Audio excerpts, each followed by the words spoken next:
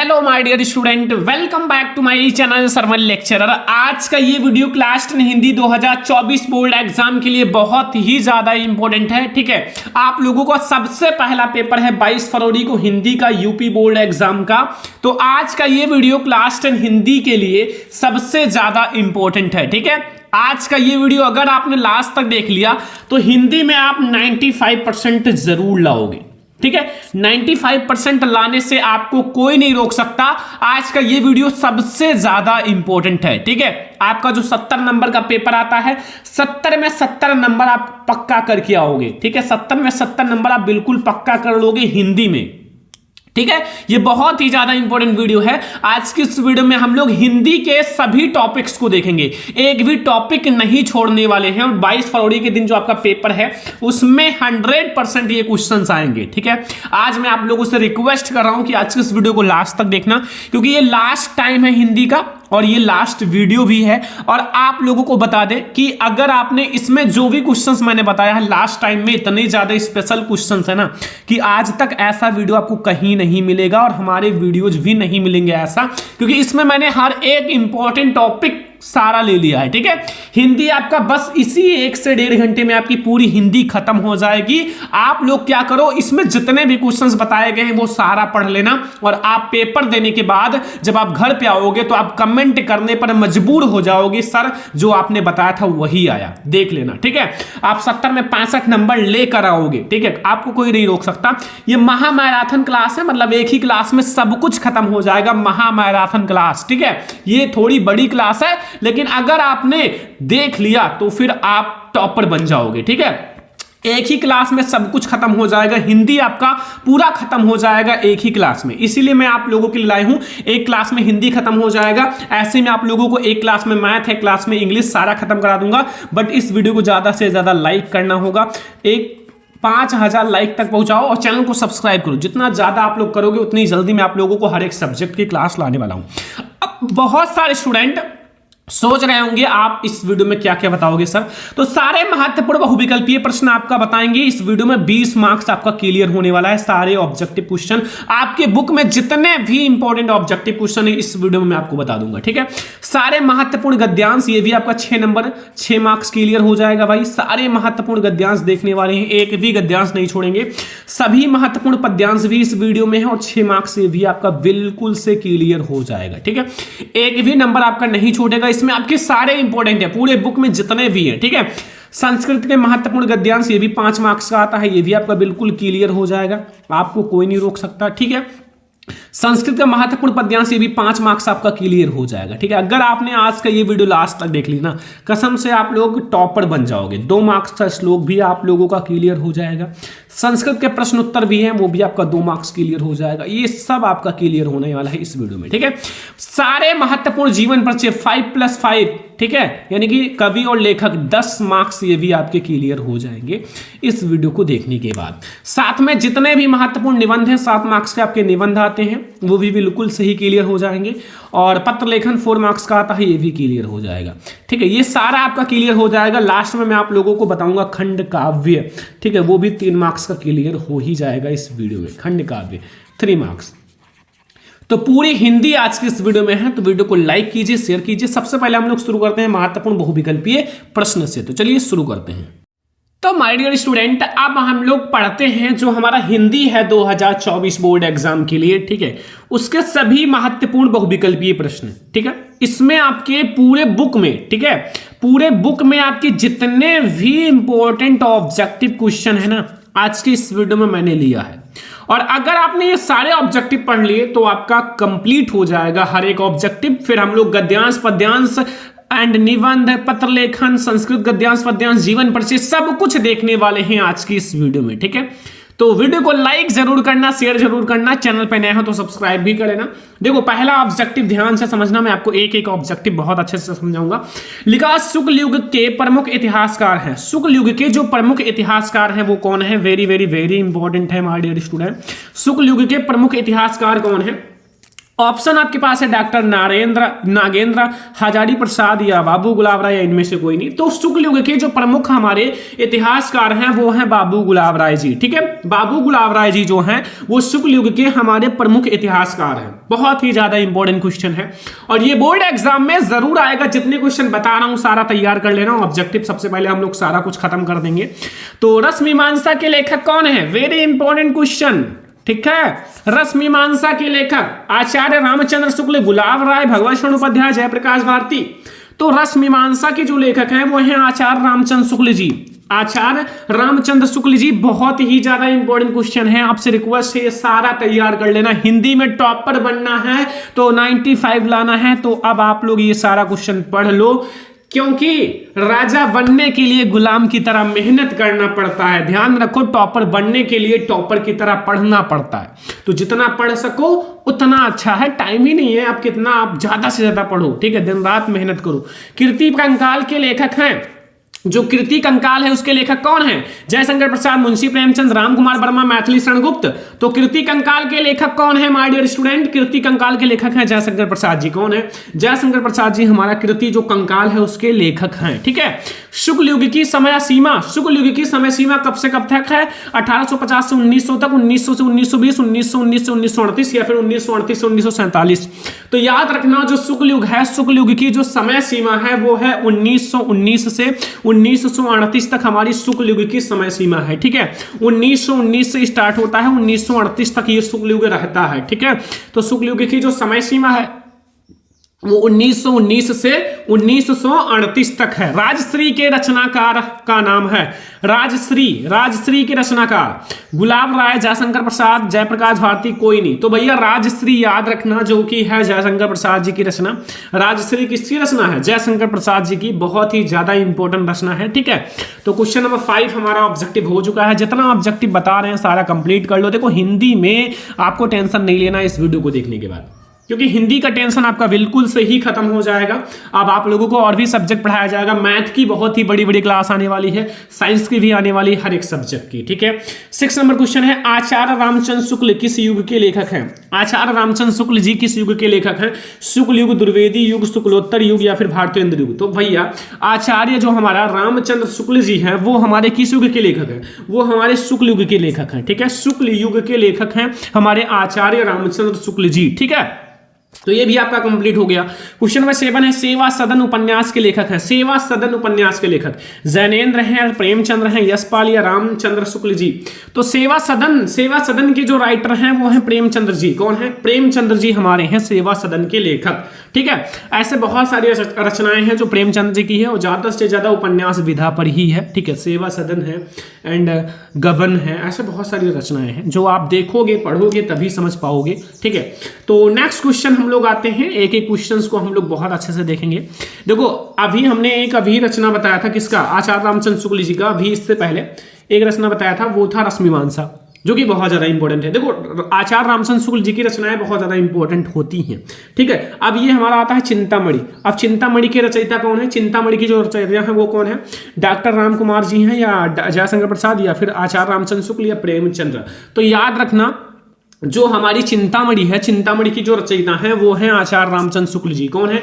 आचार्य रामचंद्र शुक्ल जी हमारे चिंतामणि के लेखक हैं, चिंतामणि के रचयिता हैं। याद रखना, बहुत ही ज्यादा इंपॉर्टेंट क्वेश्चन है ये, क्योंकि मैंने अभी इससे पहले जस्ट एक क्वेश्चन कराया था, रसमीमांसा किसके लेखक हैं? तो रसमीमांसा के भी यही हैं आचार्य रामचंद्र शुक्ल। इनकी कुछ रचनाएं हैं जो बहुत ज्यादा इंपॉर्टेंट है, जो आपको समझना बहुत ज्यादा जरूरी है। नेक्स्ट क्वेश्चन है, पाचांग दर्शन के रचनाकार हैं। पाचांग दर्शन के रचनाकार कौन है? मथुरा नाथ शुक्ल जी हैं, सदल मिश्र हैं, लल्लूलाल, ईसा अल्लाह खान। तो याद रखना पाचांग दर्शन के रचनाकार कौन है? पाचांग दर्शन के रचनाकार है मथुरा नाथ शुक्ल जी। कौन है? मथुरा नाथ शुक्ल जी हमारे हैं पाचांग दर्शन के रचनाकार। बहुत ही ज्यादा इंपॉर्टेंट क्वेश्चन है, क्वेश्चन नंबर 9। और अब हम लोग देखते हैं क्वेश्चन नंबर 10। देखो ये जो क्वेश्चन बता रहे हैं ऑब्जेक्टिव, वो बिल्कुल माइंड में फिट हो जाए, माइंड में सेट होना चाहिए। ठीक है, कुछ भी हो जाए लेकिन ये माइंड से निकलना नहीं चाहिए। ठीक है, क्योंकि ये बहुत ही ज्यादा इंपॉर्टेंट ऑब्जेक्टिव है और अगर आपने पढ़ लिया तो किंग वाली फीलिंग आएगी, बादशाह रहोगे। ठीक है, तो याद कर लो ये सारे ऑब्जेक्टिव क्वेश्चन। यहां आपसे पूछ रहा है उपन्यास जो है भूले बिसरे चित्र के लेखक हैं। जो उपन्यास है भूले बिसरे चित्र, इसके लेखक कौन है? प्रेमचंद्र जी हैं, भगवती चरण वर्मा है, यशपाल या वृंदावन लाल। तो उपन्यास भूले बिसरे चित्र के लेखक कौन है? वो हमारे हैं भगवती चरण वर्मा जी। कौन है? भगवती चरण वर्मा जी हमारे हैं उपन्यास भूले बिसरे चित्र के लेखक। ठीक है, तो उपन्यास भूले बिसरे चित्र के लेखक कौन है? भगवती चरण वर्मा जी। कलम का सिपाही के लेखक कौन है? कलम का सिपाही अमृत राय, डॉक्टर नागेंद्र, राम कुमार शुक्ल या फिर रामचंद्र शुक्ल या फिर वैद्यनाथ मिश्र। तो कलम जो है वो हर एक स्टूडेंट के लिए, हर एक लोगों के लिए, हर एक अधिकारी के लिए क्या है? एक अमृत है। क्या है? एक अमृत है। और कलम का सिपाही के जो लेखक हैं वो भी अमृत राय जी हैं। ठीक है, अमृत राय जी। तो क्वेश्चन नंबर 11 तक आपको बहुत अच्छे से समझ में आ गया, कोई सा भी दिक्कत, कोई सा भी कंफ्यूजन नहीं होगा क्वेश्चन नंबर 11 तक, क्योंकि मैंने एक एक क्वेश्चन को बहुत ही अच्छे से समझाया है और आप लोगों को बहुत ही अच्छे से समझ में भी आ रहा होगा। क्वेश्चन नंबर 12 है कि अथाह सागर के लेखक हैं। अथाह सागर के लेखक कौन है? जय प्रकाश भारती, डॉक्टर श्याम सुंदर दास, गुलाब राय या जैनेन्द्र कुमार। तो अथाह सागर के जो लेखक हैं वो हमारे कौन हैं? वो हमारे हैं जय प्रकाश भारती जी। कौन है? जय प्रकाश भारती जी हमारे अथाह सागर के राइटर हैं। ठीक है, अथाह सागर के राइटर हैं वो जय प्रकाश भारती जी हैं। याद कर लो, बहुत ज़्यादा इंपॉर्टेंट है। 13 नंबर क्वेश्चन है माय डियर स्टूडेंट, बहुत ही ज़्यादा इंपॉर्टेंट है। देखो, इसमें पूछ रहा है कि लहरों के राजहंस के लेखक का नाम। जो लहरों के राजहंस रचना है उसके लेखक कौन है? लहरों के राजहंस, देखो इसमें दो नाम आया हुआ है, एक लहरों एक राजहंस।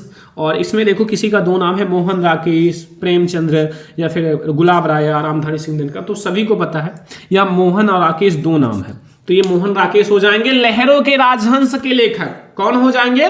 लहरों के राजहंस के लेखक। गेहूं और गुलाब किसकी रचना है? गेहूं और गुलाब राम विलास शर्मा का, राम वृक्ष बेनीपुरी, प्रेमचंद्र या महादेवी वर्मा। तो गेहूं और गुलाब जो है वो राम वृक्ष बेनीपुरी जी की रचना है। किसकी है? राम वृक्ष बेनीपुरी जी की रचना है गेहूं और गुलाब। ठीक है, याद रखना। क्वेश्चन नंबर 15, शेखर एक जीवनी उपन्यास के लेखक हैं। शेखर एक जीवनी उपन्यास के लेखक कौन है? धर्मवीर भारती, प्रेमचंद्र, फणीश्वर नाथ रेणु, अज्ञेयी। तो शेखर एक जीवनी की जो राइटर हैं वो कौन है? बहुत ही ज्यादा इंपॉर्टेंट है। इसके जो राइटर हैं वो कौन है? सच्चिदानंद हीरानंद वत्सेन अज्ञेयी जी हैं। ठीक है, शॉर्ट नाम मैंने लिखा है अज्ञेयी, जो कि बहुत अच्छा है। नेक्स्ट क्वेश्चन हम लोग देखने वाले हैं क्वेश्चन नंबर 16। इसमें पूछ रहा है कि भैया डॉक्टर राजेंद्र लेखक हैं, जो राजेंद्र प्रसाद जी हैं। डॉक्टर राजेंद्र प्रसाद आप लोगों ने पढ़ा होगा, भारतीय संस्कृति चैप्टर आपके सिलेबस में है, चैप्टर नंबर शायद 3 या 4 है। तो ये जो है इसके लेखक इन चारों में से किसके हैं? गांधी की देन के, या हिंदी साहित्य का इतिहास के, या इंद्रजाल के, या हिंदी साहित्य के विमर्श के। तो भैया जो हमारे देखो doctor Rajendra Prasad ji first president मतलब राष्ट्रपति थे, और गांधी जी का इनसे रिलेशन होता था, तो इसलिए हमारा गांधी की देन जो है वो हमारा किसका है? डॉक्टर राजेंद्र प्रसाद की रचना है। ठीक है, गांधी की देन। नेक्स्ट क्वेश्चन,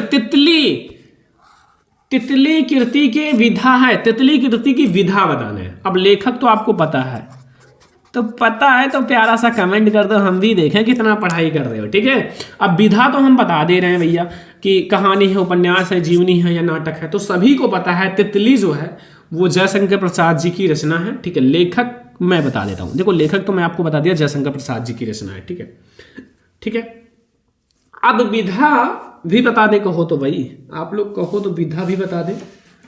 देखो विधा कौन सी है मैं देखता हूं। चलो विधा आप लोग कमेंट बॉक्स में बताना। ठीक है, विधा आप लोग कमेंट बॉक्स में बताना, क्योंकि एक क्वेश्चन HW। फटाक से कमेंट करो, जल्दी से कहीं से भी आप सर्च करके कमेंट करो, कमेंट आना चाहिए ज्यादा से ज्यादा। ठीक है, फालतू के काम बंद करो, पढ़ाई करो। 18 नंबर क्वेश्चन है, भारत दुर्दशा किस विधा की रचना है? भारत दुर्दशा किस विधा की रचना है? जीवनी विधा, आत्मकथा या रेखाचित्र या एकांकी? तो ये याद रखना, ये जो है ये एक एकांकी है। क्या है? एक एकांकी है। जो हमारी भारत दुर्दशा है वो हमारी एकांकी विधा की रचना है। ठीक है, 19 नंबर क्वेश्चन बहुत ही ज्यादा इंपॉर्टेंट, निम्न में से रीतिकाल की कालावधि है। रीतिकाल की कालावधि 1643 से 1843 तक, 1343 से 1643 तक, 743 से 1343 तक, या 1843 से आज तक। देखो रीतिकाल जो है, रीतिकाल वो हमारा कब से कब तक था? वो 1643 से 1843 तक था। 1643 से 1843 तक था, याद रखना, ठीक है, समझ में आ गया ना। अगला क्वेश्चन 20 नंबर, निम्न में से रीति काल की प्रमुख विशेषताएं कौन सी है? रीति काल की श्रृंगार रस की प्रधानता, काव्य में कला पक्ष की प्रधानता, विकल्प का खा दोनों, देश प्रेम की भावना। तो भैया जो रीति काल है, रीति काल की जो हमारी प्रमुख विशेषताएं हैं वो हमारा है विकल्प का और खा दोनों। क्या है? विकल्प का और खा दोनों जो है वो रीति काल की प्रमुख विशेषताएं हैं। हमारा श्रृंगार रस की प्रधानता भी रीति काल की विशेषता है और काव्य में कला पक्ष की प्रधानता भी हमारी रीति काल की विशेषता है। तो ये दोनों हमारी रीति काल की विशेषता है, ठीक है। 21 नंबर ऑब्जेक्टिव है, ललित ललाम के रचयिता हैं। ललित ललाम के रचयिता कौन है? पद्माकर, मतीराम, भूषण विहारी। तो ललित ललाम के रचयिता कौन है? तो ललित ललाम के रचयिता मतीराम जी हैं। कौन है? मतीराम जो हैं वो ललित ललाम के रचयिता हैं, ठीक है। 21 नंबर ऑब्जेक्टिव आप लोगों को बहुत अच्छे से समझ में आ गया होगा। 22 नंबर ऑब्जेक्टिव है, छत्रसाल दशक के रचनाकार हैं। छत्रसाल दशक के रचनाकार कौन है? विहारी हैं, जगनीक है, नरोत्तम दास, भूषण। तो छत्रसाल दशक के जो रचनाकार हैं वो भूषण जी हैं। कौन है? भूषण जो है वो छत्रसाल दशक के रचनाकार हैं, ठीक है। तो ये हमारे हो चुके हैं 22 ऑब्जेक्टिव्स और आप लोगों को 22 में 22 समझ में आ गया होगा। देखो एक भी ऐसा ना हो कि ना समझ में आए, क्योंकि आपको आपके पास पेपर आने में देरी है। पेपर इतना नजदीक है कि आपके हाथ में जो बोर्ड एग्जाम का पेपर है ये समझो, ठीक है, और ये आप तैयार कर लो। अगला, निम्न में से रीति काल की प्रमुख 2 कवि का नाम। पद्माकर हैं, विहारी हैं, विकल्प का खा दोनों, या हमारा कोई नहीं। तो हमारे जो रीति काल की प्रमुख विशेषताएं कवि हैं वो पद्माकर भी हैं, विहारी भी हैं।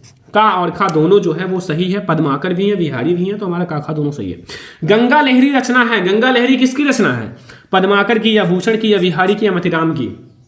तो गंगा लहरी जो है वो किसकी रचना है? गंगा लहरी हमारी पद्माकर की रचना है। किसकी है? पद्माकर की रचना है गंगा लहरी, ठीक है। गंगा लहरी पद्माकर की रचना है। क्वेश्चन नंबर 25, रामचंद्रिका के रचनाकार हैं। रामचंद्रिका के रचनाकार कौन है? विहारी हैं, केशवदास, या भूषण, या मतीराम। तो रामचंद्रिका के रचनाकार कौन है माय डियर स्टूडेंट? तो रामचंद्रिका के रचनाकार हैं केशवदास जी। कौन है? केशवदास जी हमारे रामचंद्रिका के रचनाकार हैं, ठीक है। रामचंद्रिका के रचनाकार कौन है? केशवदास, ठीक है। तो ये 25 ऑब्जेक्टिव हो चुके हैं और 25 में 25 आप लोगों को समझ में भी आना चाहिए, ठीक है। ऐसा ना हो कि आपको नहीं समझ में आ रहा है।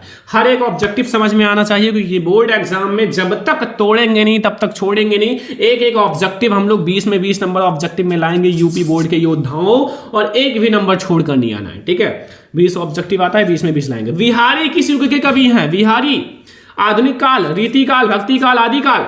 तो भैया विहारी याद रखना, विहारी अभी मैंने ऊपर बताया है यहाँ, विहारी और पद्माकर ये सारे हमारे किस युग के हैं? रीति काल के। तो यहाँ फटाक से यार लगाओ, रीति काल के कवि हैं विहारी लाल जी, और क्या इसमें कौन सी हार्ड है कि आप ना बता पाओ, ठीक है। नेक्स्ट, केशवदास काव्यधारा के कवि। किस काव्यधारा? वैसे तो रीति के हैं, बट रीति में कौन सी काव्यधारा के कवि हैं? रीतिबद्ध काव्यधारा, रीति सिद्ध काव्यधारा, रीति मुक्त काव्यधारा, या प्रयोगवादी। तो केशवदास जी किस काव्यधारा के कवि हैं? तो केशवदास जी जो हमारे हैं वो रीति वद्ध काव्यधारा के कवि हैं। किसके हैं? रीतिबद्ध काव्यधारा के कवि हमारे केशवदास जी हैं, ठीक है। तो 27 ऑब्जेक्टिव समझ में आ गया। 28 नंबर आ जाओ कि भैया आधुनिक काल की समय सीमा। आधुनिक काल समय सीमा, ठीक है। आधुनिक काल की समय अवधि कब से कब तक है? मॉडर्न युग, आधुनिक काल 1850 से 1900 तक, 1900 से 1920 तक, 1919 से 1938 तक, 1843 से वर्तमान तक।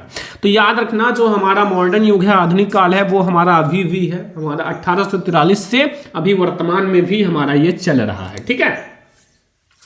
तो ये हमारा 28 हो गया।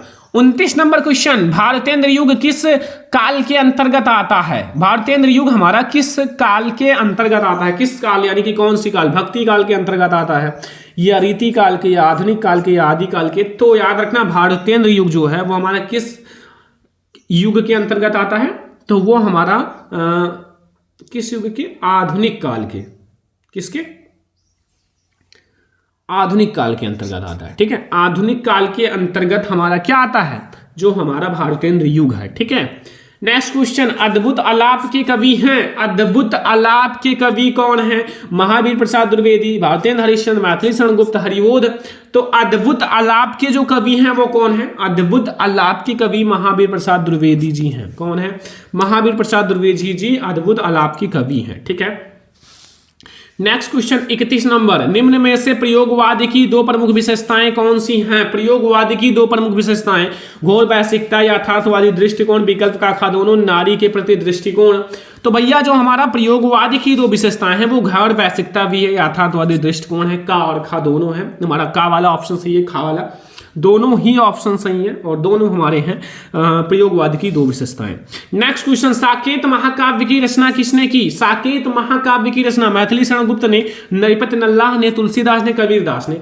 तो भैया जो साकेत महाकाव्य है उसकी रचना किसने की है? उसकी रचना मैथिली शरण गुप्त जी ने किया है। किसने किया है? मैथिली शरण गुप्त जी ने साकेत महाकाव्य की रचना की है। याद रखना, साकेत महाकाव्य की जो रचना की है वो हमारे मैथिली शरण गुप्त जी ने किया है। ठीक है। छायावाद युग के प्रमुख लेखक हैं। छायावाद युग के जो प्रमुख लेखक हैं वो कौन है? यशपाल, वृंदावन लाल वर्मा, या फिर राम कुमार वर्मा, या चौखे चौबदे। तो छायावाद युग के जो प्रमुख लेखक हैं वो कौन है? छायावाद युग के प्रमुख लेखक राम कुमार वर्मा जी हैं, छायावाद युग के प्रमुख लेखक। ठीक है, प्रमुख लेखक कौन है? हमारे राम कुमार वर्मा जी। ठीक है, तो नेक्स्ट क्वेश्चन देखते हैं 34 नंबर।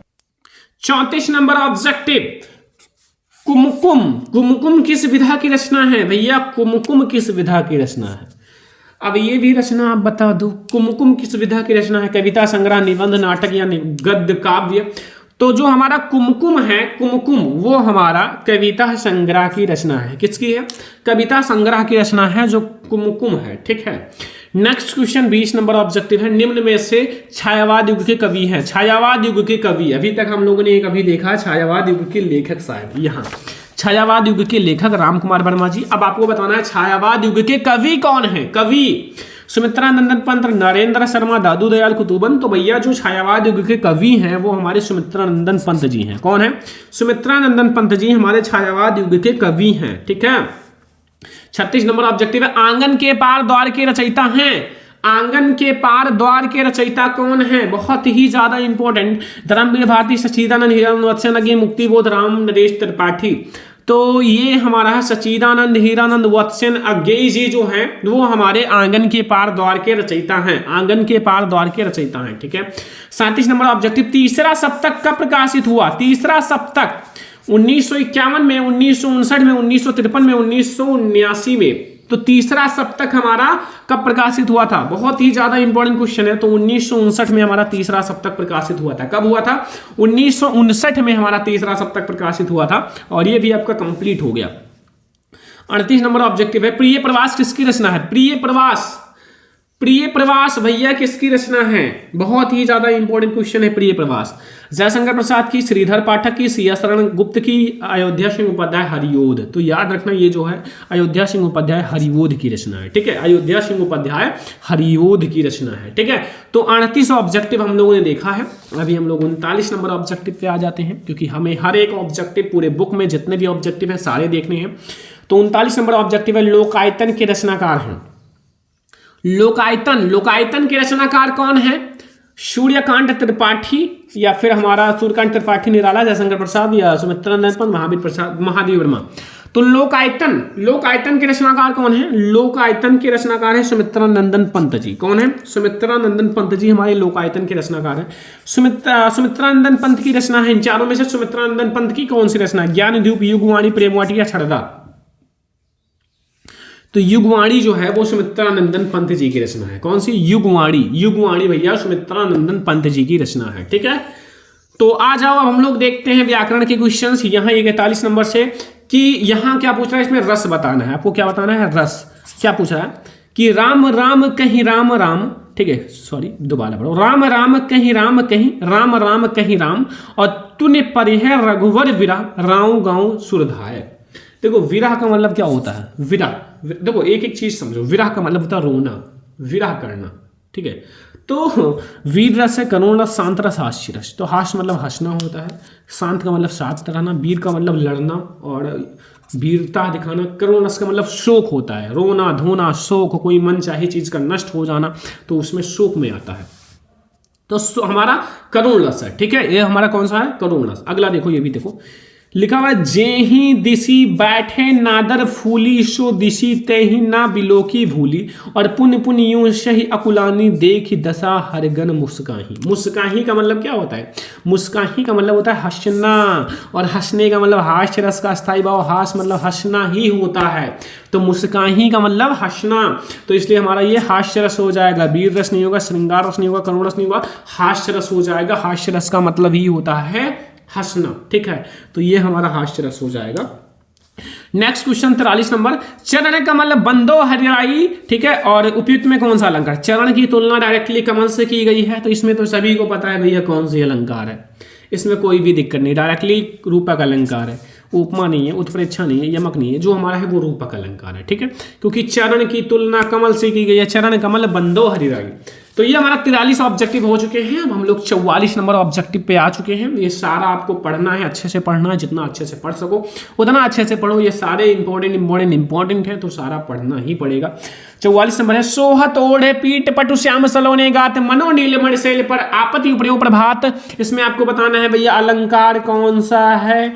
अब ये तो बहुत आसान है, क्योंकि इसमें मनो शब्द आ गया।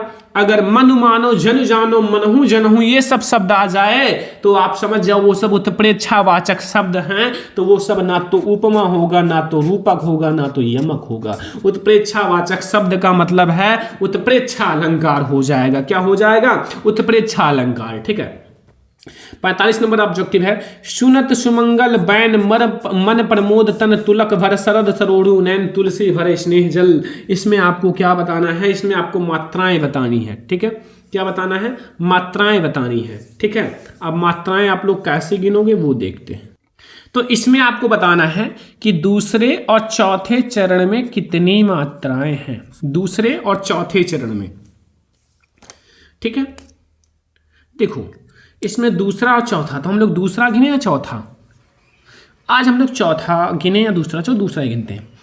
दूसरे और चौथे चरण में बताना ना। सुनत सुमंगल कौन सा है? सुनत सुमंगल इन पंक्ति में दूसरे और चौथे में। देखो दूसरे में 1 है, 1 है, यहाँ भी 1 है, यहाँ 2 है, यहाँ 1 है, यहाँ भी 1 1 1 1 1 1 1। देखो 1 2 3 4 5 6 7 8 9 10 11 12 13 13 मात्राएं। तो अगर पहले में 13 है, मतलब दूसरे में 13, तो चौथे में भी 13 ही होगा। क्यों? क्योंकि जोड़ा बना हुआ है, 13 13 होगा तो 13 13। 20 तो है नहीं, एक का 20 होगा तो दूसरे का भी 20, 11 होगा तो 11, 9 होगा तो 9, तो हमारा 13 13 होगी। दूसरा 46 नंबर ऑब्जेक्टिव, इसमें कह रहा है जिनके आगे ठहर सके जंगी ना जहाजी हैं ये वही प्रसिद्ध छत्रपति भूप शिवाजी। इन पंक्ति में छंद कौन सा है? कौन सा छंद है?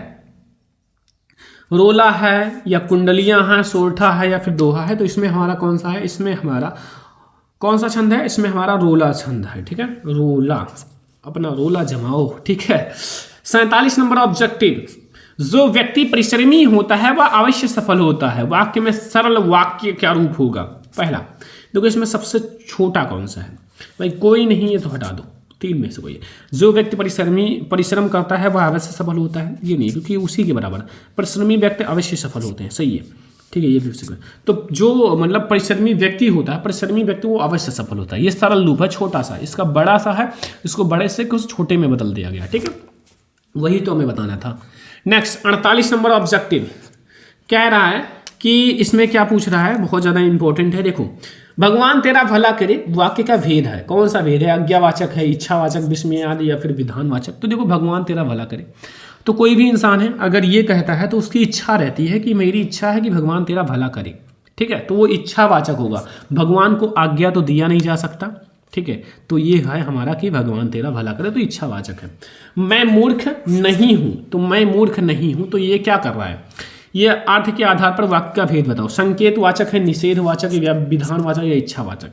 तो मैं मूर्ख नहीं हूं, तो इसमें आपको एक बता रहा है, सलाह दे रहा है, निषेधवाचक कर रहा है, ठीक है, निषेध है कि मैं मूर्ख नहीं हूं। 50 नंबर ऑब्जेक्टिव, शिक्षक के साथ एक शिष्य भी आता है। तो यहाँ आपका एक है, इसके नीचे अंडरलाइन है, क्या है? विशेषण निजवाचक पुल्लिंग एक वचन, या विशेषण परिणामवाचक पुल्लिंग एक वचन, या विशेषण संख्यावाचक पुल्लिंग एक वचन, या विशेषण प्रश्नवाचक पुल्लिंग एक वचन। प्रश्नवाचक तो है नहीं, ठीक है।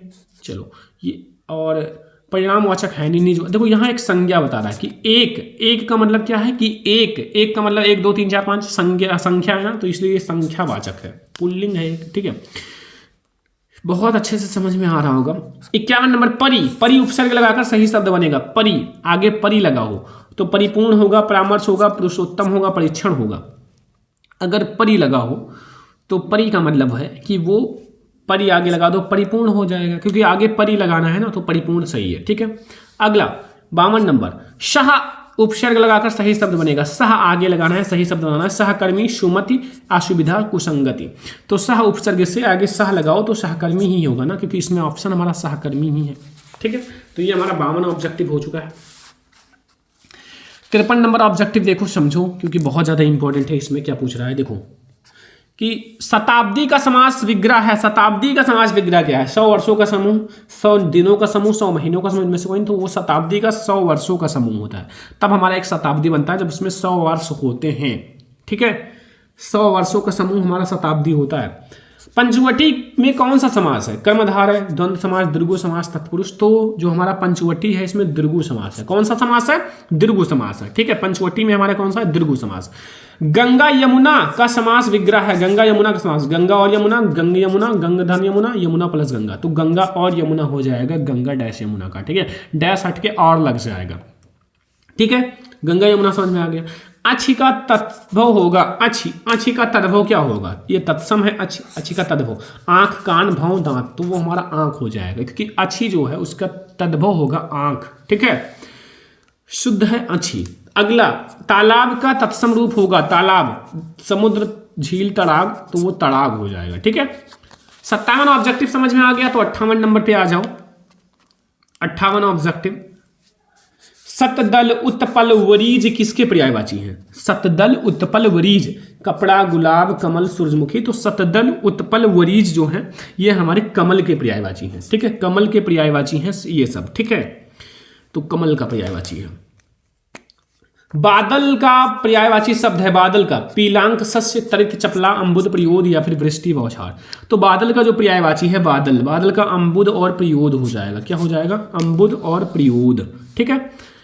तद स्त्रीलिंग शब्द का सप्तमी विभक्ति बहुवचन रूप होगा। ताभ्या, तासु, ताभि, तसाम। तो इसका जो होगा वो तासु होगा। क्या होगा? तासु, ठीक है। तो हमने हिंदी का 60 में 60 ऑब्जेक्टिव देख लिया। ये बहुत ही ज़्यादा इंपॉर्टेंट है। ये 60 ऑब्जेक्टिव कंप्लीट कर लो। इसमें से आपके 20 नंबर तो पक्का है आएंगे, 20 से 19 नंबर तो पक्का है आएंगे। तो हो सकता है 1-2 नंबर ना ही आए, बट ये बहुत ज़्यादा इंपॉर्टेंट ऑब्जेक्टिव है। तो ये आपको कंप्लीट ही कर लेना है और ये बहुत ज़्यादा इंपॉर्टेंट है। तो वीडियो को लाइक करो, शेयर करो, ठीक है। अब हम लोग देखेंगे आपके जो हिंदी के महत्वपूर्ण गद्यांश से शुरू करते हैं, और हम लोग पूरी हिंदी को पढ़ने वाले हैं आज, ठीक है। तो चलिए शुरू करते हैं महत्वपूर्ण गद्यांश। उसको देखो, सबसे पहले हम लोग देखेंगे हिंदी के जो महत्वपूर्ण गद्यांश हैं। देखो, जो हम आप लोगों को बताएंगे जो गद्यांश ना, वो बहुत ही ज्यादा इंपॉर्टेंट है बोर्ड एग्जाम के लिए, जो 22 फरवरी को आपका पेपर होने वाला है उसके लिए, क्योंकि इसमें हम लोग ऐसा इंपॉर्टेंट गद्यांश लाए हैं जो बोर्ड एग्जाम के लिए वेरी वेरी वेरी इंपॉर्टेंट है। देखो, ये हमारा जो इंपॉर्टेंट गद्यांश है ये आप लोग जरूर तैयार कर लेना, आपसे प्रॉमिस कर रहे हैं, क्योंकि अब आपका पेपर नजदीक है और मैं आप लोगों को ऐसे ऐसे क्वेश्चंस बताऊंगा जो बोर्ड एग्जाम में जरूर आएगा, 100% आएगा, ठीक है। देखो, इसमें क्या पूछ रहा है? लिखा है कुसंग का ज्वर सबसे भयानक होता है। जो कुसंग होता है, कुसंग का ज्वर जो होता है वो सबसे भयानक होता है। यह केवल नीति और सद्विधि का ही नाश नहीं करता बल्कि बुद्धि का भी क्षय करता है। ये जो आपका कुसंग का ज्वर है वो केवल नीति और सद्विधि का ही नाश नहीं करता बल्कि बुद्धि का भी क्षय करता है, ठीक है। किसी युवा पुरुष की संगत यदि बुरी होगी तो वह उसके पैरों में बंधी चक्की के समान होगी। कोई युवा पुरुष है जो अपने लाइफ में डेवलप कर रहा हो, विकास कर रहा हो, और उसकी संगत बुरी है तो फिर वो उसके पैरों में बंधी चक्की के समान है। वो ना तो डेवलप कर पाएगा ना ही आगे कुछ कर पाएगा, ठीक है। और जो उसे दिन व दिन अवनति के गड्ढे में गिराती जाएगी, जो उसे दिन व दिन पीछे लेते जाएगी, पीछे, ठीक है। पीछे का मतलब है वो उसको बहुत ही नीचे लेकर जाएगी, ठीक है।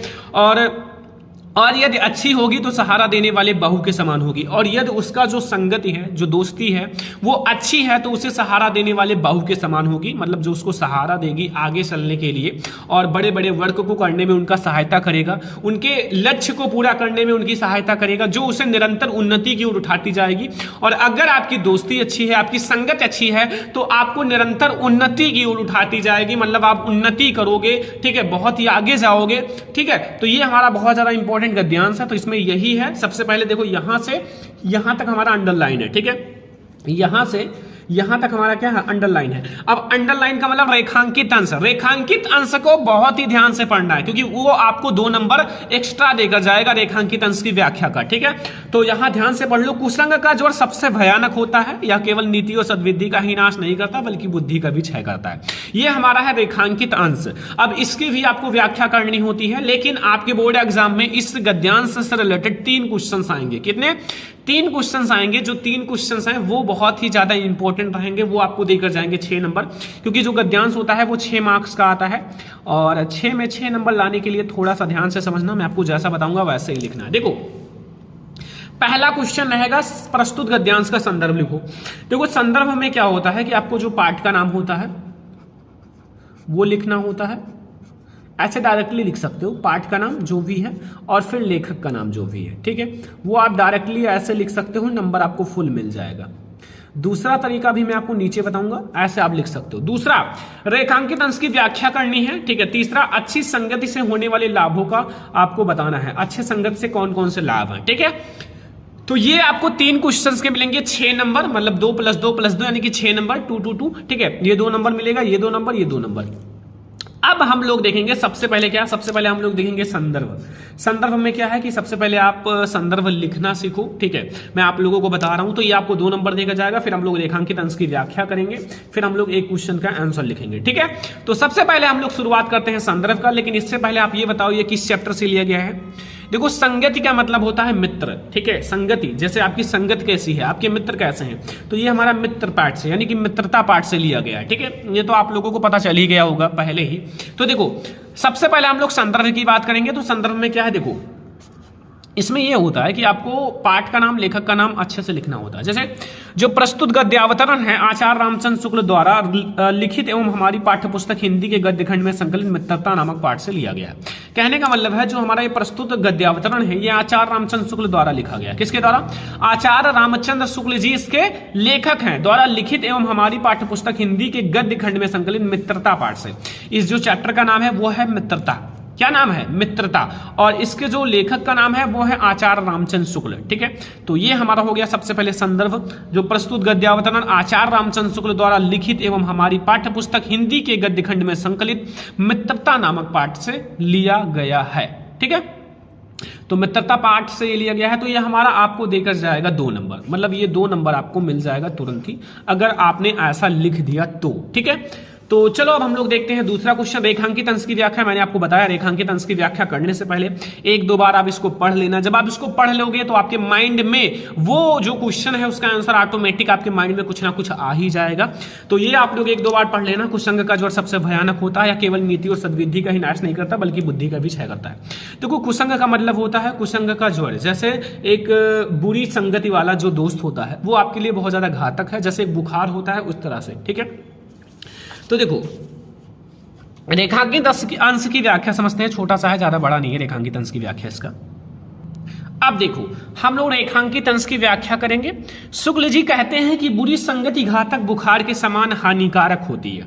जो बुरी संगत होती है, जिसकी संगत बुरी है, बुरे लोगों का उसका साथ है, तो वो घातक बुखार के समान हानिकारक है। जिस तरह कोई व्यक्ति यदि भयानक ज्वर से ग्रसित हो जाता है, मतलब जिस प्रकार कोई भी व्यक्ति है, जैसे भयानक ज्वर का मतलब है भयानक बुखार, ज्वर से ग्रसित हो तो वह ज्वर उसके शरीर और स्वास्थ्य को नष्ट कर देता है। तो वो ज्वर होता है, ठीक है, वो उसके शरीर और स्वास्थ्य को नष्ट कर देता है तथा कभी कभी प्राण भी ले लेता है। और कभी कभी ऐसा समय आता है कि वो प्राण भी ले लेता है।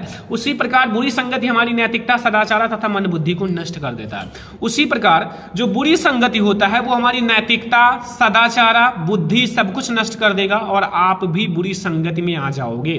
अब बुरी संगति में आने का मतलब आप बिल्कुल से बर्बाद हो जाओगे, ठीक है। तो ऐसे में बुरी संगति वाले से बचो, बहुत बहुत ही ज़्यादा इंपॉर्टेंट क्वेश्चन है ये आपके लाइफ से रिलेटेड। तो दूसरा क्वेश्चन हम लोगों ने देखा रेखांकित अंश की व्याख्या। तीसरा है कि अच्छी संगत से होने वाले लाभ, जो हमारे अच्छी संगत वाले लोग होते हैं उनसे आपको क्या लाभ मिलता है। तो देखो, अच्छी संगति जो होता है सहारा देने वाले बाहु के समान होता है। जो लेखक ने कहा है कि अच्छी संगति जो है वो सहारा देने वाले बाहु के समान होता है, जो व्यक्ति की जीवन रक्षक और उन्नति की ओर ले जाने वाली होती है। जो व्यक्ति का जीवन रक्षक होता है, जीवन की रक्षा करता है और उन्नति की ओर वो उसे ले जाता है। ठीक है, तो ये हमारा हो गया 3 क्वेश्चंस, मतलब इस गद्यांश के 3 क्वेश्चंस थे। एक हमारा संदर्भ था, दूसरा रेखांकित अंश की व्याख्या था और तीसरा हमारा था इसी गद्यांश का जो है वो क्वेश्चन आंसर। ठीक है, तो यहाँ डायरेक्टली लिखा रहता है कि यहाँ देखो डायरेक्टली कि यदि अच्छी होगी तो सहारा देने वाले बाहु के समय जो उन्नति को उठाती जाएगी। ठीक है, तो इस क्वेश्चन का आंसर इसी में लिखा था। ठीक है, तो ये 6 नंबर जो आपका 6 नंबर है गद्यांश का, ये आपका फिक्स हो गया ना। गद्यांश में अब आपको कोई सा भी दिक्कत नहीं होगा क्योंकि ये 6 नंबर आपका बिल्कुल क्लियर है। ठीक है, अब हम लोग देखते हैं एक पद्यांश जो कि बहुत ही ज्यादा इंपॉर्टेंट पद्यांश है, ध्यान से समझना, बहुत ही ज्यादा इंपॉर्टेंट है बोर्ड एग्जाम के लिए। ठीक है, ये एक ऐसा पद्यांश है जिसमें से बहुत सारे क्वेश्चंस बोर्ड एग्जाम में आते भी हैं।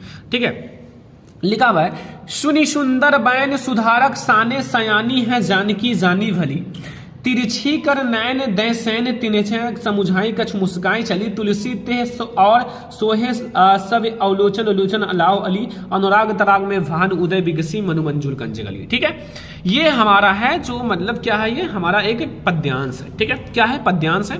अब इसमें आपके 3 क्वेश्चन है। पहला, प्रस्तुत पद्यांश का संदर्भ तथा व्याख्या लिखो। जो हमारा प्रस्तुत पद्यांश है ऊपर, उसका आपको संदर्भ लिखना है और व्याख्या लिखना है। ठीक है, जो हमारा प्रस्तुत पद्यांश है इसका संदर्भ लिखो, व्याख्या लिखो, 2 नंबर मिल जाएगा। ठीक है, फिर हमारा दूसरा है सीता जी के संकेतपूर्ण उत्तर की किस भावना के अनुरूप है। मतलब जो सीता जी के संकेतपूर्ण उत्तर है वो किस भावना के अनुरूप है। ठीक है, तो इस क्वेश्चन का आंसर देना कि सीता जी का जो संकेतपूर्ण उत्तर है वो किस भावना के अनुरूप है और अनुराग तराग का क्या अर्थ है। ठीक है, तो सबसे पहले हम लोग ये समझेंगे कि पद्यांश का जो संदर्भ है और व्याख्या, क्या समझेंगे, जो हमारा संदर्भ है और व्याख्या। तो संदर्भ ये आपको पता चल गया होगा किस पाठ से लिया गया है, क्योंकि यहां एक शब्द आया है तुलसी। क्या आया है शब्द, तुलसी। ठीक है, तो तुलसी का मतलब इसके जो कवि हैं वो तुलसीदास जी हैं, गोस्वामी तुलसीदास जी हैं। ठीक है, और इस चैप्टर का नाम जो है वो है धनुष भंग वन पथ पर। लेकिन धनुष भंग एक अलग शीर्षक है और वन पथ पर एक अलग शीर्षक है। ठीक है, तो ये हमारा वन पथ पर शीर्षक से है। ठीक है, धनुष भंग अलग शीर्षक है, वन पथ पर अलग है। जैसे ये तो चैप्टर एक ही है, बट अब हम लोग सबसे पहले समझेंगे संदर्भ, कि हम लोग संदर्भ कैसे लिखेंगे। ठीक है, तो हमारा संदर्भ क्या है ना, कि इसमें संदर्भ में आपको पता है कि भैया पाठ का नाम और कवि का नाम पता हो, आपका पद्य है। तो देखो सबसे पहले प्रस्तुत जो पद्यांश है, जो हमारा ये पद्यांश है गोस्वामी तुलसीदास द्वारा रचित, इसके जो कवि हैं वो कौन है, गोस्वामी तुलसीदास जी। कौन है, गोस्वामी तुलसीदास। ठीक है, द्वारा रचित कवितावली से हमारी पाठ्य पुस्तक हिंदी के काव्य खंड, देखो आपका पद्य खंड होता है और एक काव्य खंड होता है। ठीक है, तो काव्य खंड में संकलित वन पथ पर शीर्षक से लिया गया है। किस शीर्षक से, वन पथ पर शीर्षक से। ये जो हमारा पाठ है वो वन पथ पर शीर्षक है। ठीक है, एक धनुष भंग अलग शीर्षक है और वन पथ पर अलग शीर्षक है। ठीक है, तो बस आपको यही कहना है कि प्रस्तुत पद्यांश गोस्वामी तुलसीदास द्वारा रचित कवितावली से हमारी पाठ्य पुस्तक हिंदी के काव्य खंड में संकलित वन पथ पर शीर्षक से लिया गया है। अब बात ये आपको ध्यान रखना है कि यहाँ जो कवि हो, चाहे आपका कवि हो या लेखक हो, उसका नाम और पाठ का नाम, इसको आपको ब्लैक से लिखना है ताकि वो हाईलाइट रहे। और जैसे इनकी एक प्रसिद्ध रचना है कवितावली, तो इसको भी आप ब्लैक से ही लिखना ताकि वो हाईलाइट रहे और एग्जामिनर की जब नजर पड़े ना तो आपको फुल नंबर दे। ठीक है, क्योंकि ये सबसे ज्यादा इंपॉर्टेंट पॉइंट है। जैसे संदर्भ का सबसे ज्यादा इंपॉर्टेंट पॉइंट होता है पाठ का नाम और लेखक या कवि का नाम, ये सबसे ज्यादा इंपॉर्टेंट होता है। ठीक है, अब व्याख्या करना है तो भैया ये पूरे का व्याख्या कैसे करोगे वो चीज हम लोग समझते हैं। देखो व्याख्या के लिए देखो सबसे पहले आप व्याख्या हेडिंग डालो भाई, रेखांकित अंश नहीं है, ये पूरे का आपको व्याख्या करना है। तो व्याख्या देखो, आप इसको 1-2 बार ध्यान से पढ़ लेना, तब व्याख्या करने में और आसानी होगा। ठीक है, जब 1 बार 2 बार पढ़ लोगे। सुनी सुंदर बैन सुधारक साने सयानी है जानकी जानी भली, तिरछे कर नयन दय सैन तिन्ह समुझाई कछु मुस्काई चली, तुलसी ते और सोहे सब अवलोचन अलोचन लाव अलू, अनुराग तराग में भान उदय मनुमंजुल कंज गली। ठीक है, विगिसी मनुमंजुल कंज गली। तो देखो व्याख्या के लिए मैं आपको बताता हूं कि ग्राम वधुओं ने राम के विषय में सीता जी से पूछा। देखो बहुत ज्यादा अच्छा है, इंटरेस्टिंग है, मजा आएगा क्योंकि ये श्री राम के बारे में बताया जा रहा है। ठीक है, तो ग्राम वधुओं से मतलब जो ग्राम वधुओं ने राम के विषय में सीता जी से पूछा कि ये सांवले और सुंदर रूप वाले तुम्हारे क्या लगते हैं, जो ये सांवले और सुंदर रूप वाले हैं ये तुम्हारे क्या लगते हैं। तो ग्राम वधुओं के अमृत जैसे मधुर वचनों को सुनकर चतुर सीता जी उनके मनोभाव को समझ गई। मतलब जो ग्राम की वधुएं हैं, ग्राम की महिलाएं हैं गांव की, वो इनसे पूछती हैं तो वो सीता जी, जो चतुर सीता जी हैं, वो समझ गई कि ये गांव की महिलाएं हमसे क्या पूछना चाहती हैं। ठीक है, तो उनके मनोभाव को समझ गई और सीता जी ने उनके प्रश्न का उत्तर अपनी मुस्कुराहट तथा संकेत भरी दृष्टि से ही दे दिया। अब सीता जी ने उनका जो प्रश्न का उत्तर है अपनी मुस्कुराहट, जैसे अपनी मुस्कुराहट से, अपनी जो मुस्कुराहट है और संकेत भरी दृष्टि से ही उनका उत्तर दे दिया। उन्हें मुख से कुछ बोलने की आवश्यकता नहीं पड़ी। महिलाएं जो हैं, जैसे सीता जी को लज्जा मतलब रहना चाहिए, मतलब अच्छे से रहना है। ठीक है, तो इसीलिए उन्हें कुछ बोलने की आवश्यकता नहीं पड़ी। उन्होंने स्तुति लज्जा के कारण कुछ बोलने की आवश्यकता नहीं पड़ी। उनको मतलब देखना है कि वो एक औरत है। ठीक है, तो इसलिए उन्होंने स्तुति लज्जा के कारण केवल संकेत से ही राम के विषय में समझा दिया कि ये मेरे पति हैं। और तुलसीदास जी कहते हैं कि सीता जी के संकेत को समझकर सभी सखियां, राम जो सखियां हैं, जो ग्राम की वधुएं हैं, ग्राम की महिलाएं हैं, राम के सौंदर्य, राम की सुंदरता को एकटक देखती हुई अपने नेत्रों को लाभ प्रदान करने लगी। मतलब वो अपने नेत्रों को लाभ प्रदान करने लगी कि उस समय ऐसा प्रतीत हो रहा था कि प्रेम रूपी सरोवर में राम रूपी सूर्य का उदय हो गया हो। ऐसा प्रतीत हो रहा था कि प्रेम रूपी सरोवर में राम रूपी सूर्य का उदय हो गया हो और ग्राम की वधुएं नेत्र रूपी कमल की सुंदर कलियां खिल गई हों। ठीक है, बहुत ही ज्यादा इंपॉर्टेंट है और बहुत ही ज्यादा इंटरेस्टिंग है। ठीक है, अब हमारा एक क्वेश्चन है, तो हम लोगों ने व्याख्या देखा, संदर्भ देखा। अब एक क्वेश्चन है, सीता जी के संकेत पूर्ण उत्तर किस भावना के अनुरूप है। मतलब सीता जी के जो संकेत पूर्ण उत्तर है वो किस भावना के अनुरूप है। तो देखो ध्यान से, सीता जी का जो संकेत पूर्ण उत्तर है भारतीय नारी की मर्यादा तथा लब्ध और नेत्र निर्माण की भावना के अनुरूप है। ठीक है, एंड अनुराग तराग का क्या अर्थ है। तो अनुराग तराग का प्रेम रूपी सरोवर अर्थ है। क्या अर्थ है? अनुराग तराग का जो अर्थ है वो प्रेम रूपी सरोवर है। ठीक है, ठीक है, तो अनुराग तराग का अर्थ क्या है? प्रेम रूपी सरोवर। ठीक है, तो ये हमारा हो गया बहुत ही ज्यादा इंपॉर्टेंट पद्यांश जो बोर्ड एग्जाम के लिए वेरी वेरी वेरी इंपॉर्टेंट है। अब हम लोग देखने वाले हैं संस्कृत का गद्यांश पद्यांश। क्या देखेंगे? जो हमारा संस्कृत है उसका गद्यांश पद्यांश। तो देखो ये हमारा संस्कृत का एक वेरी इंपॉर्टेंट गद्यांश है, ध्यान से समझना, बहुत ही ज्यादा इंपॉर्टेंट गद्यांश है जो बोर्ड एग्जाम के लिए वेरी इंपॉर्टेंट है। ध्यान से समझना है क्योंकि इसमें जो ये मैं गद्यांश बताने वाला हूं ये आपके बोर्ड एग्जाम में 22 फरवरी को जो आपका पेपर है हिंदी का ना, उसमें 100% आएगा क्योंकि बहुत ज्यादा इंपॉर्टेंट ये गद्यांश है ही।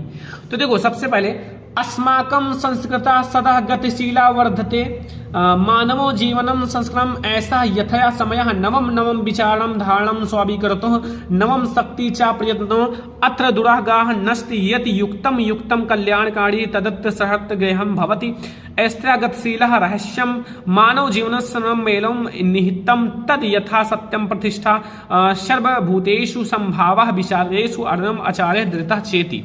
देखो संस्कृत को सबसे पहले आपको पढ़ना है, पढ़ना आए या ना आए, बट आपको उसका अनुवाद याद कर लेना है, रट लेना है, व्याख्या जो है। ठीक है, व्याख्या ज्यादा इंपॉर्टेंट है। तो सबसे पहले हम लोग बात करेंगे संदर्भ का। तो संदर्भ इसमें क्या होता है कि इसमें आपका कोई सा भी ये नहीं है कि आपका मतलब पाठ का नाम होता है बट कोई कवि और लेखक नहीं होते हैं। ठीक है, कोई कवि या लेखक इसमें नहीं होते हैं, बस पाठ का नाम पता हो। तो सबसे पहले हम लोग संदर्भ की बात करेंगे। तो प्रस्तुत गद्यांश हमारी पाठ्य पुस्तक हिंदी के संस्कृत खंड के भारतीय संस्कृति पाठ से लिया गया है। तो ये जो हमारा पाठ है, ये प्रस्तुत जो गद्यांश है वो हमारी हिंदी, जो हमारा पाठ्य पुस्तक हिंदी के, ये तो संस्कृत खंड है ना, क्योंकि ये संस्कृत है तो संस्कृत खंड के भारतीय संस्कृति पाठ से लिया गया है। ठीक है, बस आपको ये संदर्भ में लिख देना है, बहुत ज्यादा आसान है, इसमें कुछ भी नहीं है, बस केवल पाठ का नाम पता हो तो यही आपको लिखना है। प्रस्तुत जो गद्यांश है हमारी पाठ्य पुस्तक हिंदी के संस्कृत खंड के भारतीय संस्कृति पाठ से लिया गया है, बस हो गया। ठीक है, ये हमारा हो गया संदर्भ। अब प्रसंग भी आपको लिखना है इसमें। तो प्रस्तुत पद्यांश में भारतीय संस्कृति की गतिशीलता और उसके लचीलेपन के बारे में बताया गया। ठीक है, जो ये हमारा गद्यांश है इसमें भारतीय संस्कृति की गतिशीलता, जो उसकी गतिशीलता है, जो हमेशा भारतीय संस्कृति गति करती रहती है, ठीक है, बदलती रहती है, उनके जो विचार बदलते रहते हैं, संस्कृति बदलती रहती है, और उसके लचीलेपन के बारे में इसमें बताया गया है। अनुवाद समझ लो। अनुवाद में क्या है कि हमारी संस्कृति सदा गतिशील रही है, जो हमारी अस्माकं संस्कृता सदा गतिशीला वर्तते, ठीक है। तो वही कह रहा है कि हमारी जो संस्कृति है सदा गतिशील रही है और मानव जीवन को शुद्ध करने के लिए यह समयानुसार नई नई विचारधारा को स्वीकार कर लेती है, ठीक है। अब जो मानव जीवन है, मानव जीवन को बदलने के लिए या मानव जीवन में जो मानव जीवन को शुद्ध करने के लिए समय समय के अनुसार ये नई नई विचारधारा को स्वीकार कर लेती है, नई नई विचारधारा, नई नई विचार को लाती है, ताकि जो मनुष्य हैं वो शुद्ध हो सके, मनुष्य जो है उनके विचार को चेंज किया जा सकते, और नई नई शक्ति को प्राप्त करती है। इसमें दुराग्रह नहीं है कि जो युक्त संगति और कल्याण करने वाला है वह इसमें हर्ष सहित ग्रहण किया जाता है। इसकी गतिशीलता का रहस्य मानव जीवन में सदा रहने वाले मूल्यों में स्थित है, जैसे कि सत्य का सम्मान, सभी प्राणियों के प्रति समान भाव और विचारों में उदारता और आचरण में दृढ़ता। और भी होगा थोड़ा सा, बस आचरण में दृढ़ता, बस इतना ही है, ठीक है। तो कहने का मतलब है जो हमारी संस्कृति है वो सदा गतिशील रही है और मानव जीवन को शुद्ध करने के लिए समय अनुसार नई नई विचारधारा को स्वीकार कर लेती है और नई शक्ति को प्राप्त करती है, ठीक है। इसमें दुराग्रह नहीं है। जो युक्ति संगत और कल्याण करने वाला है वह इसमें हर्ष सहित ग्रहण किया जाता है, और इसकी गतिशीलता का रहस्य मानव जीवन में सदा रहने वाले मूल्यों में स्थित है, जैसे कि सत्य का सम्मान, सभी प्राणियों के समान सम्मान, विचारों में उदारता और आचरण में दृढ़ता, ठीक है। तो ये हमारा हो गया मोस्ट इंपोर्टेंट जो हमारा है संदर्भ प्रसंग व्याख्या, जो भी हमारा संस्कृत का है, ठीक है, संस्कृत का गद्यांश। अब हम लोग देखने वाले हैं एक संस्कृत का पद्यांश जो बहुत ही ज्यादा इंपॉर्टेंट है, जरूर तैयार कर लेना। लिखा हुआ है मरणम मंगलम यत्र विभूषित विभीषणम कैप्सीन यत्र केशः सह काशी केन मिहते, ठीक है। इसका क्या अर्थ है? देखो, सबसे पहले जो पाठ से लिया गया है, तो प्रस्तुत गद्यांश या प्रस्तुत श्लोक हमारी पाठ्य पुस्तक हिंदी के संस्कृत खंड में वाराणसी पाठ से लिया गया। किस पाठ से? वाराणसी पाठ से लिया गया है, ठीक है। ये जो इसका पाठ का नाम है वो वाराणसी है, ठीक है, वाराणसी पाठ से लिया गया है। और प्रसंग है इस श्लोक में वाराणसी की पुण्य ख्याति का वर्णन किया गया है, जो पूर्ण ख्याति है। अब देखो, ये आप पढ़ लेना एक बार, फिर देखो, जहां पर मरना कल्याणकारी समझा जाता है, जहां शरीर पर भस्म धारण करना आभूषण है, जहां कैप्सीन जो कैपिन लंगोटी ही रेशमी वस्त्र है, वह काशी किसके द्वारा मापी जा सकती है? अर्थात उसकी जो समानता है किससे की जा सकती है? तात्पर्य यह है किसी से भी नहीं। उनकी जो तुलना है, उनकी जो समानता है वो किसी से नहीं की जा सकती है, इसका अर्थ ये है, ठीक है। तो ये हो गया हमारा बहुत ही ज्यादा इंपॉर्टेंट संस्कृत का पद्यांश। हमने संस्कृत का गद्यांश भी देखा, संस्कृत का पद्यांश भी देख लिया। तो अब आपके ये 10 नंबर क्लियर हो गए। हमारे संस्कृत के गद्यांश 5 नंबर के आते हैं और संस्कृत के पद्यांश भी 5 ही नंबर के आते हैं, ठीक है। तो ये 5 नंबर आपके क्लियर हो गए। 5 नंबर संस्कृत गद्यांश के, 5 नंबर पद्यांश के, ये 10 नंबर। और हमने गद्यांश पद्यांश हिंदी का देखा तो 6 नंबर गद्यांश का, 6 नंबर पद्यांश का, ये 12 नंबर, ठीक है। तो ये सब हो गए हमारे बिल्कुल फिक्स, ठीक है।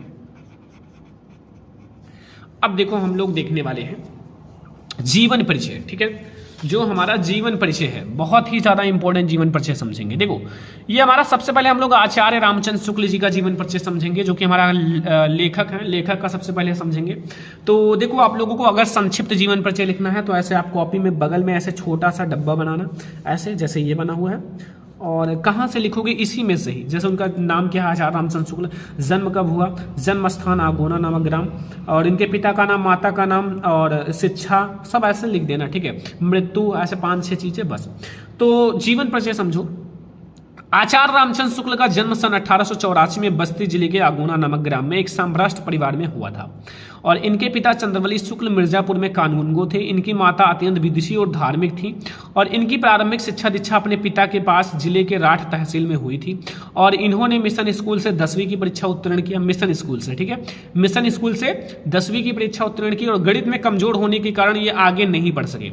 अब ये जो थे वो गणित में कमजोर थे, इसलिए आगे नहीं पढ़ सके। इन्होंने इंटरमीडिएट की शिक्षा इलाहाबाद से ली थी, किंतु परीक्षा से पहले ही विद्यालय छूट गया, मतलब परीक्षा से पहले ही इनका विद्यालय छूट गया था। इसके पश्चात इन्होंने मिर्जापुर के न्यायालय में नौकरी आरंभ कर दी। इसके बाद ये मिर्जापुर के जो न्यायालय था उसमें नौकरी आरंभ कर दी, और यह नौकरी इनके स्वभाव के अनुकूल था। ये जो नौकरी था इनके स्वभाव के अनुकूल था, मतलब इनको पसंद नहीं था। अतः ये मिर्जापुर के मिशन स्कूल में चित्रकला के अध्यापक हो गए। अतः ये जो मिर्जापुर के मिशन स्कूल है, ठीक है, मिर्जापुर के मिशन स्कूल में चित्रकला के अध्यापक हो गए। और इन्होंने अनेक कहानी, कविता, निबंध, नाटक आदि की रचना की। और इन्होंने 19 साल तक काशी नगरी पाषाणी सभा का काशी नगरी पाषाणी पत्रिका का संपादन भी किया। काशी हिंदू विश्वविद्यालय में हिंदी विभाग के प्राध्यक्ष के रूप में हो गई और श्याम सुंदर दास जी के अवकाश ग्रहण करने के बाद हिंदी विभाग के अध्यक्ष हो गए। हिंदी विभाग का यह दिग्गज साहित्यकार सन 1941 ईस्वी में स्वर्गवास हो गया। ठीक है, 1941 ईस्वी में इनका स्वर्गवास हुआ, 1884 में इसका जन्म हुआ। ठीक है, जो आचार्य रामचंद्र शुक्ल जी हैं। अब इनकी रचना भी जानना जरूरी है, तो अब हम लोग समझते हैं इनकी रचनाएं। तो अब हम लोग समझते हैं इनकी रचनाएं। रचनाएं इनकी बहुत सारी हैं, बट मैं आपको कुछ रचनाएं बता देता हूं।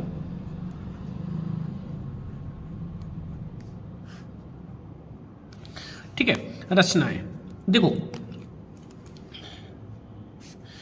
इनकी रचनाएं कौन कौन सी बताएं। देखो मैं आपको कुछ बता देता हूं। जैसे इनकी रचना है जैसे चिंतामणि, बहुत ज़्यादा प्रसिद्ध रचना है, सभी को पता है, बहुत बार ऑब्जेक्टिव में आया हुआ है। चिंतामणि, रसमीमांसा, और बताएं त्रिवेणी,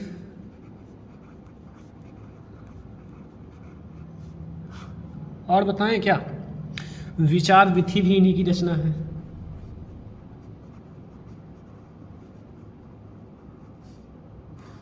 विचार विधि, बस बहुत है ना, बहुत है। या फिर और भी लिख सकते हो, जैसे इनकी रचना है सूरदास भी एक इनकी रचना है। ठीक है, और हिंदी साहित्य का इतिहास भी इनकी रचना है। तो ये ऐसी 4 रचनाएं लिख लो, चिंतामणि, रसमीमांसा, त्रिवेणी, विचार विधि। ठीक है, तो ये हमारा पहला जीवन परिचय है जो कि आचार्य रामचंद्र शुक्ल जी का है।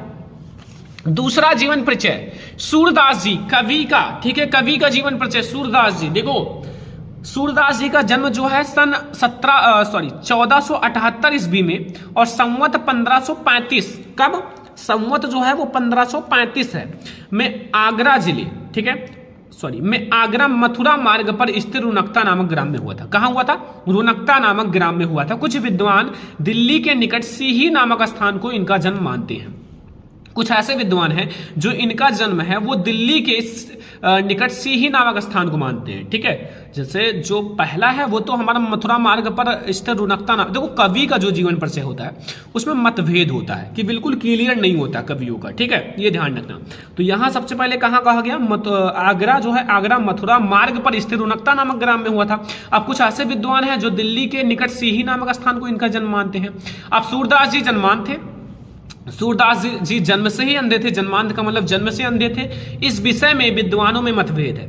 अब इन्होंने कृष्ण की बाल लीलाओं का वर्णन मानव स्वभाव का एवं प्राकृतिक का ऐसा सजीव वर्णन किया है जो आंखों से प्रत्यक्ष देखे बिना संभव नहीं है। जो आंखों से नहीं देख सकता वो ऐसा वर्णन कर ही नहीं सकता। ठीक है, तो प्रत्यक्ष देखे बिना संभव नहीं है। इन्होंने स्वयं अपने आप को जन्मांध कहा।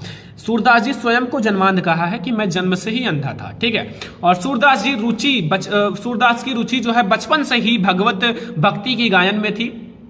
इसने भक्ति का एक पद, इनकी भक्ति का एक पद जो है सुनकर वल्लभाचार्य जी ने अपना शिष्य बना लिया। वल्लभाचार्य जी ने इनकी भक्ति का एक पद सुना, सूरदास जी ने सुनाया, तो वल्लभाचार्य जी ने इन्हें अपना शिष्य बना लिया और श्रीनाथ के मंदिर का कीर्तन भार सौंप दिया। ठीक है, और वल्लभाचार्य जी के पुत्र विठल लाल ने अष्टछाप नाम से 8 भक्ति कवियों, जो 8 कृष्ण भक्ति कवियों का जो संगठन किया था, सूरदास जी इनके सर्वश्रेष्ठ कवि थे।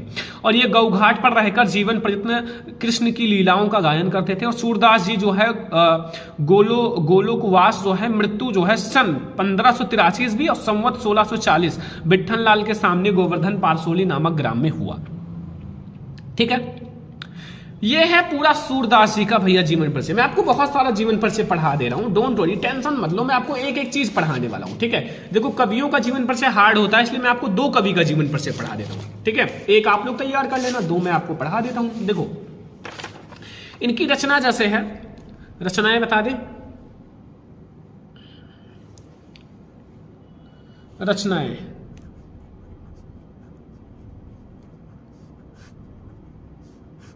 रचनाएं जैसे इनकी है भैया, सूर सागर इनकी रचना है। सूर सागर, जैसे इनका नाम है वैसे इनका काम है। सूर सागर, ठीक है। एंड सूर सारावली,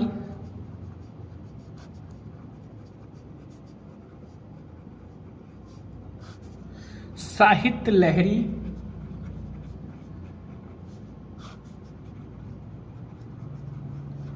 ये सब इन्हीं की रचना है, ठीक है, ये सब इन्हीं की रचना है। तो ये हो गई इनकी 3 रचनाएं सूरदास जी का, ठीक है, सूरदास जी की 3 रचनाएं और सूरदास जी का जीवन परिचय। अब नेक्स्ट हम लोग आते हैं भैया तुलसीदास जी का जीवन परिचय देखते हैं। किनका? तुलसीदास जी का। देखो तुलसीदास जी का भी मैं आपको समझा देता हूं कि गोस्वामी तुलसीदास जी का जन्म जो है सन 1532 ईस्वी में भद्रपद में संवत जो 1589 में बांदा जिले के राजापुर ग्राम में हुआ था। कुछ विद्वान इनका जन्म एटा जिले के सोरो नामक स्थान को मानते हैं। मैंने कहा है कि इनके जन्म में मतभेद होता है, इनके लाइफ ही पूरा मतभेद होता है, ठीक है। तो एटा जिले के सोरो नामक स्थान को मानते हैं। आचार्य रामचंद्र शुक्ल ने जी ने राजापुर का ही समर्थन किया, मतलब आचार्य रामचंद्र शुक्ल जी कहते हैं राजापुर में ही इनका जन्म हुआ। इनके पिता आत्माराम दुबे और माता हुलसी जो अभुक्त मूल नक्षत्र, देखो अभुक्त मूल नक्षत्र में उत्पन्न होने के कारण इन्हें त्याग दिया था। मतलब तुलसीदास जी अभुक्त मूल नक्षत्र में इनका जन्म हुआ था, इसीलिए इनको त्याग दिए थे। तो इनके पिता का नाम क्या था? आत्माराम दुबे, और इनकी माता का नाम हुलसी था। क्या था? हुलसी, ठीक है। और इनका बचपन अनेकों अनेक आपदाओं के बीच व्यतीत हुआ। अब इनका बचपन जो है अनेकों अनेक आपदाओं के बीच व्यतीत हुआ। सौभाग्य से इनको बाबा नरिहर दास जैसे गुरु का वरदान मिल गया, या वाम हस्त वरद हस्त मिल गया, ठीक है। एंड इन्हीं की कृपा से इनको शास्त्रों के अध्ययन का अनुशीलन का अवसर मिला। इन्हीं की कृपा से इनको शास्त्र, जो शास्त्र होते हैं, अध्ययन का अनुशीलन का अवसर मिला। और स्वामी जी के साथ ये काशी आए थे, जहां परम विद्वान महात्मा शेष सनातन जी ने इन्हें वेद, वेदांग, दर्शन, इतिहास, पुराण आदि में निष्पाठ कर दिया, ठीक है। तुलसीदास जी का विवाह दीन बंधु जो है दीन बंधु पाठक सुंदर और विदुषी कन्या रत्नावली से हुआ था, रत्नावली से, ठीक है। इनके जो पत्नी का नाम था वो रत्नावली। अपनी पत्नी से फटकार से तुलसीदास जी वैराग्य हो गए, मोह माया को त्याग दिया, सब कुछ त्याग दिया, और अनेक तीर्थ का भ्रमण करते हुए राम के पवित्र चरित्र का गायन करने लगे। अपनी रचना चित्रकूट, काशी और अयोध्या में लिखी। काशी के 80 घाट पर सन 1623 ईस्वी में संवत 1680 ईस्वी में इनका मृत्यु हो गया, ठीक है। तो ये हमारा हो गया गोस्वामी तुलसीदास जी का जीवन परिचय। क्या हो गया? गोस्वामी तुलसीदास जी का जीवन परिचय। अब इनकी रचनाएं भी जानना जरूरी है।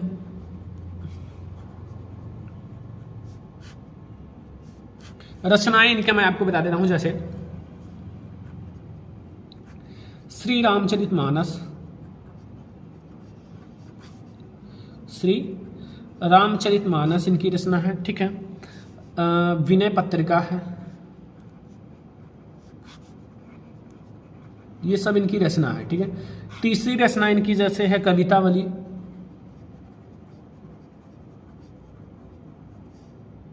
ठीक है, गीतावली, और बता दें क्या, और बताएं, जानकी मंगल, ऐसे बहुत सारी रचनाएं हैं इनकी, मतलब बहुत ही अच्छे कवि थे, ठीक है। जानकी मंगल, तो ये सब इनकी रचनाएं हैं, ठीक है। गोस्वामी तुलसीदास जी की रचनाएं हैं, ठीक है। अब हम लोग देखने वाले हैं संस्कृत के कुछ प्रश्नोत्तर, जैसे मैं आपको कुछ दिखा देता हूं जो इंपॉर्टेंट है। वाराणसी नगरी कैसा संगम स्थली है? तो वाराणसी नगरी विविध धर्माम संगम स्थली अस्ति। दूसरा है कुत्र मरणम मंगलम भवति? तो वाराणसी मरणम मंगलम भवति। शृणस्य किम मुख्यादिकम अस्ति या जनः शृणता लोकंत इत शृणस्य मुख्यादि अस्ति। वीरा केन पूज्यते है? वीरा वीरेण पूज्यते। ये सब तैयार कर लो। पांचवा है अलछेंद्रा का आसित? अलछेंद्रा यमन राजा आसित। छठवां क्वेश्चन है पुरु राजा केन सह युद्धम? पुरु राजा अलछेंद्रा सह युद्धम। सातवां क्वेश्चन है पदेन बिना किम दूरम अयत? पदेन बिना पत्रम दूरम अयत। आठवां क्वेश्चन है ज्ञान कुत्र संभवति? ज्ञान सबृत संभवति, ठीक है, ज्ञान से सब कुछ संभव है। 9 नंबर क्वेश्चन है ग्रामीणम का उपासक? ग्रामीण का एक नागरिका उपासक। चंद्रशेखरा का आसित? चंद्रशेखरा प्रसिद्ध क्रांतिकारी देशभक्ता आसित। 11 नंबर क्वेश्चन है कि चंद्रशेखा स्वनाम किम आकथत? चंद्रशेखरा स्वनाम आजाद इत आकथत। पूर्व राजा का आसित? पूर्व राजा एक भारत वीरा आसित। 13 नंबर क्वेश्चन दानेन किम वर्धते? दानेन कीर्ति वर्धते। 14 नंबर क्वेश्चन है विद्या केन वर्धते? विद्या अभ्युसेन वर्धते। और 15 नंबर क्वेश्चन है इंदु सेनेन का वर्धते? इंदु सेनेन समुद्रा वर्धते, ठीक है। सारा तैयार कर लो, बहुत आसान से है, मैं आपको बहुत सारा दिखा देता हूँ। दानेन किम वर्धते? देखो दान से कीर्ति बढ़ती है। विद्या केन वर्धते? अभ्यास से, यानी कि विद्या अभ्यासनेन वर्धते, विद्या अभ्यास से बढ़ती है। तो ऐसे में आपको 15 क्वेश्चन आपको तैयार करना है, 2 नंबर आपको मिल जाएगा अगर आपने ये 15 क्वेश्चन तैयार कर लिया, ठीक है। तो ये आप लोग तैयार करो। अब हम लोग देखते हैं निबंध। निबंध हम लोग 2 इंपॉर्टेंट देखेंगे, एक नहीं बल्कि 2। पहला आप लोग देखो प्रदूषण की समस्या तथा समाधान। सबसे पहले हम लोग रूपरेखा देखेंगे। रूपरेखा में हमने कितने हेडिंग को डिस्कस किया है? प्रस्तावना, प्रदूषण का अर्थ, प्रदूषण के प्रकार और समस्या का समाधान, उपसंहार। इतने हेडिंग को हमने डिस्कस किया है इस निबंध में। तो सबसे पहले हम लोग प्रस्तावना देखेंगे। आजकल प्रदूषण की समस्या बहुत ज्यादा बढ़ रही है। इस समय हमारे समक्ष सबसे बड़ी चुनौती है पर्यावरण को बचाने का, ठीक है। पर्यावरण को हमें बचाना चाहिए, ठीक है। और क्योंकि पानी, हवा, जंगल, मिट्टी सब कुछ प्रदूषित हो चुका है। जो पानी है, हवा है, जंगल है, मिट्टी है, ये सब कुछ प्रदूषित हो चुका है। और इसलिए प्रत्येक व्यक्ति को पर्यावरण का महत्व बताया जाना चाहिए। इसलिए जो प्रत्येक व्यक्ति हैं उनको पर्यावरण का महत्व बताया जाना चाहिए। यदि हमने इस असंतुलन को दूर नहीं किया तो मानव जीवन बाध्य हो जाएगा। और अगर हमने इस असंतुलन को, ये जो बाधा है पर्यावरण प्रदूषण, उसको दूर नहीं किया तो मानव जीवन बाध्य हो जाएगा। और पता नहीं तब तक मानव जीवन होगा भी या नहीं। तो ये हमारा है प्रस्तावना, बहुत ही अच्छा है। प्रदूषण का अर्थ, संतुलित वातावरण में ही जीवन का विकास संभव है। अगर वातावरण संतुलित है तभी मानव का विकास संभव है। पर्यावरण का निर्माण प्रकृति के द्वारा किया गया है। जो पर्यावरण का निर्माण है वो प्रकृति के द्वारा किया गया है। बढ़ती जनसंख्या पर्यावरण के संतुलन को बिगाड़ कर दूषित कर देते हैं। जो ये बढ़ती हुई जनसंख्या है ये पर्यावरण को, संतुलन को बिगाड़ कर प्रदूषित कर देते हैं। और इस प्रकार वातावरण को प्रदूषण कहते हैं। और जनसंख्या की असाधारण वृद्धि और औद्योगिक प्रगति ने प्रदूषण की समस्या को जन्म दिया है। इससे मानव को बहुत ज्यादा संकट उत्पन्न हो सकती है, ठीक है। प्रदूषण के प्रकार समझ लो किस किस रूप में पाया जाता है प्रदूषण के प्रकार। तो आज के वातावरण में प्रदूषण इन रूपों में पाया जाता है। क्या है? वायु प्रदूषण। वायु जो है जीवन का अनिवार्य स्रोत है और प्रत्येक प्राणी को स्वस्थ रूप से जीने के लिए शुद्ध वायु अर्थात ऑक्सीजन की आवश्यकता होती है। आज तक वायुमंडल में ऑक्सीजन का संतुलन बिगड़ रहा है। आजकल ठीक है, आजकल वायुमंडल में ऑक्सीजन का संतुलन बिगड़ रहा है। वायु अनेक हानिकारक गैसों से प्रदूषित हो रही है या हो गया है। जल प्रदूषण, तो जल को ही जीवन कहा जाता है। आजकल इतना ज़्यादा प्रदूषण बढ़ रहा है कि जल भी प्रदूषित हो रहा है। उससे भयानक बीमारियां होती हैं जिससे लोगों का जीवन खतरे में है। गा वाला है ध्वनि प्रदूषण। तो ध्वनि प्रदूषण भी आजकल की नई समस्या है। मोटर, कार, ट्रैक्टर, जेट, विमान, कारखाना आदि से ध्वनि प्रदूषण होता है। रासायनिक प्रदूषण, तो द्रव्यों के अलावा रोगनाशक, कीटनाशक दवा से, रासायनिक खादों से और स्वास्थ्य पर प्रतिकूल प्रभाव पड़ता है, ठीक है। तो ये रासायनिक प्रदूषण है। समस्या का समाधान, इसका हम समस्या का समाधान कैसे करें? तो वातावरण को प्रदूषण से बचाने के लिए वृक्षारोपण सर्वश्रेष्ठ साधन है। वृक्ष लगाओ ज़्यादा से ज़्यादा, ठीक है। वृक्षारोपण सर्वश्रेष्ठ साधन है और वृक्षों के अधिक कटाव पर भी रोक लगाई जानी चाहिए, ठीक है। और बढ़ती जनसंख्या और औद्योगिकरण ने विश्व के समग्र प्रदूषण की नई समस्या को जन्म दिया है। आजकल वायु प्रदूषण, जल प्रदूषण, ध्वनि प्रदूषण, रासायनिक प्रदूषण आदि कम करो और उसको समाप्त करने का प्रयास करो, तभी ये हमारा प्रदूषण खत्म हो पाएगा, ठीक है। उपसंहार देखो, प्रसन्नता की बात यह है कि भारत सरकार प्रदूषण की समस्या के प्रति जागरूक है और उसने सन 1974 ईस्वी में जल का निवारण अधिनियम लागू किया था। वृक्ष को काटने पर कठोर नियम बनाए गए थे और सभी लोगों को वृक्षारोपण के लिए प्रोत्साहित किया जाए। न्यायालय द्वारा प्रदूषण फैलाने वाले उद्योग को महानगरों से ले जाने का आदेश दिया जाए, ठीक है। ये आदेश कर देना, ठीक है। और यह संकल्प लें कि जीवन में आने वाले शुभ अवसर पर एक वृक्ष जरूर लगाएं। बस ये हमारा हो गया पूरा प्रदूषण की समस्या तथा समाधान पर निबंध। अब हम लोग एक निबंध और देखेंगे, छात्र और अनुशासन। छात्र और अनुशासन पर निबंध या अनुशासन का महत्व। तो सबसे पहले हम लोग प्रस्तावना देखेंगे, ठीक है, कि विद्यार्थी देश के भविष्य हैं। देखो रूपरेखा भी आप डाल सकते हो, ऊपर रूपरेखा डाल देना, जितने हेडिंग डिस्कस करो वो रूपरेखा में लिख देना, ठीक है। तो विद्यार्थी देश के भविष्य हैं और देश के प्रत्येक प्रकार का विकास विद्यार्थी पर ही निर्भर करता है। विद्यार्थी जाति, समाज और देश का निर्माता होता है। विद्यार्थी अनुशासन जीवन का प्रमुख अंग है और विद्यार्थी जीवन की आधारशिला है। और विद्यार्थी जो है, विद्यार्थी को अनुशासित होना चाहिए। इससे शिक्षा जगत में ही नहीं अपितु सारा समाज प्रभावित होगा, ठीक है।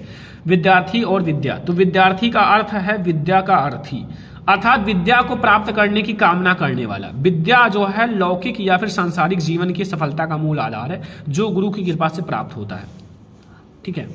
तो आप लोगों के गुरु जो हैं उन्हीं की कृपा से प्राप्त होगा। अनुशासन का महत्व, तो अनुशासन का महत्व है बड़ों की आज्ञा मानना। अनुशासन का अर्थ है वह है कि मर्यादा जिनका पालन ही विद्या प्राप्त करने और उसका उपयोग करने के लिए अनिवार्य है। सभी विद्यार्थी को अनुशासित होना चाहिए तथा गुरु और बड़ों की बात को मानना चाहिए, ठीक है। अब देखो हमारा अनुशासनहीनता के कारण। जब कोई भी छात्र है, कोई भी लड़का है, जब अनुशासनहीनता हो जाता है, मतलब उसके अंदर अनुशासन नहीं होता। तो देखो, वस्तुतः जो विद्यार्थी में अनुशासनहीनता एक दिन में पैदा नहीं होती, इनके अनेक कारण हैं। पहला, पारिवारिक कारण।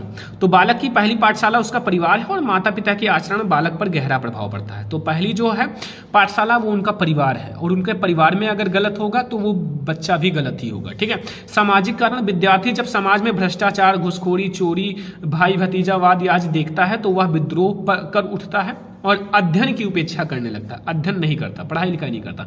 राजनीति का कारण, छात्र अनुशासनहीनता का एक बड़ा कारण है दूषित राजनीति। आज जो है राजनीति जीवन के हर क्षेत्र में हो गया है। निवारण के उपाय, तो छात्र अनुशासनहीनता जो उपयुक्त कारणों से दूर, जो ऊपर दिए गए कारण हैं, इनसे दूर किया जा सकता है। दूर करके समस्या का समाधान कर सकते हैं। सर्वप्रथम वर्तमान शिक्षा व्यवस्था को सही किया जाए ताकि विद्यार्थी जीवन में सुधार आए। जो वर्तमान शिक्षा व्यवस्था, जितना अच्छा शिक्षा व्यवस्था होगा उतना ही ज़्यादा विद्यार्थी अच्छे होंगे, ठीक है। लास्ट हेडिंग है हमारा उपसंहार। तो उपसंहार में क्या है कि छात्रों के समस्त असंतोष का जनक अन्याय इसलिए देखो जनक अन्याय है, इसलिए जीवन के प्रत्येक क्षेत्र में से अन्याय मिटाकर ही देश में सच्ची सुख शांति लाई जा सकती है। छात्र अनुशासनहीनता का मूल भ्रष्ट राजनीति, समाज, जाति, परिवार और दूषित शिक्षा प्रणाली में सुधार लाकर ही विद्यार्थी में पर्याप्त अनुशासनहीनता की समस्या का समाधान किया जा सकता है, ठीक है। तो ये हमारा है बच्चों बहुत ही ज़्यादा इंपॉर्टेंट निबंध। अब हम लोग एक और हेडिंग देखेंगे, वो है पत्र लेखन। तो एक मैं आप लोगों को पत्र लेखन बता देता हूँ, मैंने ऑलरेडी बहुत सारा बता रखा है। बिजली समस्या के निराकरण हेतु अपने जिले के बिजली विभाग को एक शिकायती पत्र लिखिए। देखो, सेवा में बिजली विभाग मेरठ, विषय है बिजली की अनियमित आपूर्ति, ठीक है। तो सबसे पहले आपको लिखना, मान्यवर, हम गांधीनगर कॉलोनी के निवासी आपका ध्यान बिजली समस्या की ओर आकर्षित करना चाहते हैं, ठीक है, आकर्षित कराना चाहते हैं, आकर्षित। देखो, आप गांधीनगर भी लिख सकते हो, एग्जामिनर को थोड़ी पता है कि आप कहाँ से हो, तो आप डायरेक्टली यही लिख देना, या फिर अपने नगर का भी नाम लिख सकते हो, बट यही लिख देना। पानी तथा अन्य कार्यों के लिए बिजली सर्वाधिक आवश्यकता ग्रीष्म काल में ही होती है। गर्मी के काल में, गर्मी के दिनों में बिजली जीवन की मूलभूत आवश्यकता है और कोई भी लोकप्रिय सरकार इसकी उपेक्षा नहीं करती, ठीक है। हमारी कॉलोनी में बिजली आपूर्ति प्रारंभ और बंद होने का कोई समय निर्धारित नहीं है, अतः एक सप्ताह में बिजली आपूर्ति का समस्या दूर करें। इस स्थिति में आपसे हमारा निवेदन है कि कृपया हमारी समस्या की ओर आकर्षित ध्यान दें और कृपया बिजली समय को निर्धारित किया जा सकता है। शीघ्र कार्यवाही की आशा में हमें आपके गांधीनगर कॉलोनी निवासी दिनांक, ठीक है। तो ये हमारा है। देखो, अब आपके बचे हैं केवल ऑब्जेक्टिव क्वेश्चंस, वो मैं आपको नेक्स्ट वीडियो में करा दूंगा। ये हिंदी का एक बहुत ही ज़्यादा इंपॉर्टेंट वीडियो है। मैंने आपको बहुत सारे टॉपिक्स पढ़ा दिया, सारे गद्यांश, पद्यांश एंड निबंध एंड पत्र लेखन, संस्कृत गद्यांश, पद्यांश, सब कुछ, ठीक है। तो आज का ये वीडियो कैसा लगा कमेंट बॉक्स में जरूर बताना। अगर आपको पसंद आया हो वीडियो को ज़्यादा से ज़्यादा लाइक करना, शेयर करना। अगर चैनल पर नया तो सब्सक्राइब भी करना, ये बहुत ज़्यादा इंपॉर्टेंट वीडियो है, ठीक है। तो इस वीडियो को लाइक, शेयर, सब्सक्राइब करना। हम लोग मिलेंगे ऐसे किसी और नेक्स्ट इंपॉर्टेंट वीडियो में, तब तक के लिए जय हिंद।